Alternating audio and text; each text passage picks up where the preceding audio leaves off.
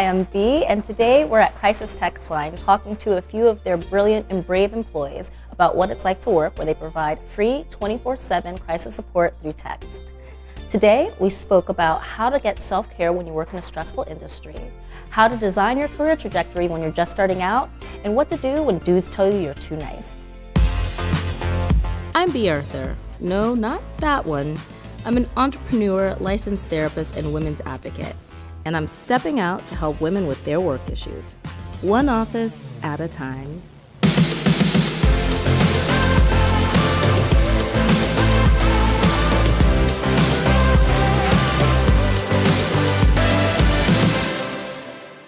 I am a coach with the company, and my job is to basically oversee and train volunteers that come in through our process. The work that we do is important and it's meaningful, but sometimes you get those days where you're like, ooh, this is a lot. How do I compartmentalize what I'm doing and then not take it home with me? And then without the risk of burnout. Yeah, that's a lot of responsibility and a lot of pressure. I was a domestic violence counselor for 2 years as well, so I know what it's like to have a job that it's emotionally rewarding, but also emotionally draining. Yeah, rewarding and draining at the same time. So that balance is, I think, is very delicate. So yeah, it is very delicate. But the thing is, when you are working in a field like that, that's very client-facing and everything feels urgent, you really have to remind yourself what you're in control of. You can't be responsible for these people. And also, thank God y'all are here. You know, who would they talk to if not for you? You know, and your coaches. You know, remind yourself not like, what do I have to do, but what do I get to do? You're doing really rewarding, meaningful work that lots of people are grateful for. And, you know, and the progress is really the powerful part of it. People are getting better because of you and what you do. So you can stay strong for them too. I really like the way you put that. Yeah. It's about the progress. Yes. Sort of like, not what's happening right now, but sort of how far you've come. So another really important thing to do for yourself is to maintain boundaries. It's really hard not to take these memories home and worry about the people that come to you all for help. So one thing, as soon as you leave the office, whether it's 6 or 7, turn off your work email. I know it feels like, I mean, y'all are in the crisis business, so you're like, but what if a crisis happens? There will be another crisis tomorrow. But really, self-care is super duper important. I mean, I'm sure you know this, and I'm sure you give this advice all the time. But it's like, physician, heal thyself, you know? Learn how to turn it off. Learn how to take your nights and weekends, because, you know, you can't pour from an empty cup. So it's the only way to make it emotionally sustainable. Hard boundaries.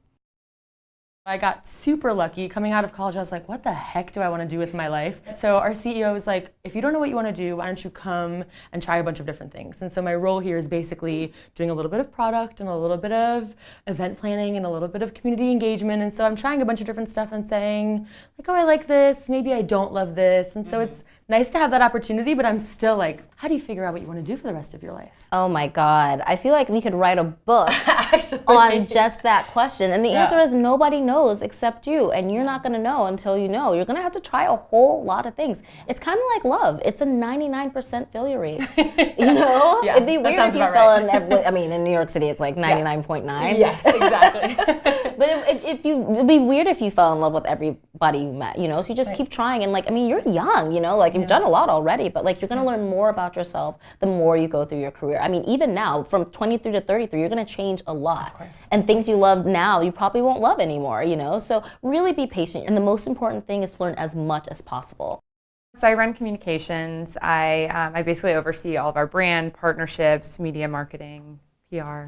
I'm really struggling at this point with some occasional feedback that I can be too nice sometimes, and that doesn't always translate well into a leadership role. So trying to figure out how to maintain my personality for what it is while also kind of commanding leadership. First of all, never change. I'm going to get back to this, but let me explain why never change. So if you didn't have leadership skills, you wouldn't be here by that. Men in leadership roles never get told that they're too nice. And as we saw with the recent Google manifesto, it doesn't matter if you were doing your thing. If you're a woman, people are always going to see you as deficient. So you can't control what other people think of you. And in fact, it's none of your business. All you need to manage is taking care of your business and handling yours. And why would you lose yourself for a change of personality? You got here by doing exactly what you're doing without thinking about it. And every time you second guess yourself, that's when you always let yourself down. And because then just nothing's natural. And everybody's looking for authenticity now, especially with a service like this. So I say trust your gut. Don't change for anybody. In fact, never change. being a woman isn't a deficit. It's not a knock against you or your personality or your capabilities. But I mean, if you're too nice, someone will say you're flirty. If you're too mean, somebody will say you're the B word, you know? So it really is like you can't win. But I will say the number one thing that I see women do that does diminish them in people's eyes is apologizing a lot. So people are always like, sorry, sorry, sorry, because all that does is admit guilt. Even if you haven't done anything wrong, even if you're just trying to be kind. Sorry for speaking in this meeting, but Right. Why would you apologize? You know, really like change, widen your vocabulary. So it's, excuse me, or let me just say something, you know, and that is more forceful and more assertive. You know, you are there to drive the ship, and you have to remind yourself who you are and remember why you're there. So what did we learn today? If you work in a very challenging field, you're also going to have days that feel challenging. No matter what time you stop, make sure to leave your work at work. A lot of people feel a lot of pressure to know exactly what they want to do for the rest of their lives. Learn more about what you like to do, and eventually you are going to learn what only you can do. And lastly, we learned to never ever change your personality for a job. So really own who you are, and whatever anybody else sees as a weakness, learn to turn it into a strength and step into your power. Can you tell us more about Crisis Text Line and how people can find y'all? So we're a free 24/7 crisis support service through text. So you literally text 741 741. It's right up the left side of your keypad, and you're connected with a trained crisis counselor. Then on the flip side, we also have an online training program to become a crisis counselor. So you do the training and the crisis counseling from a home computer.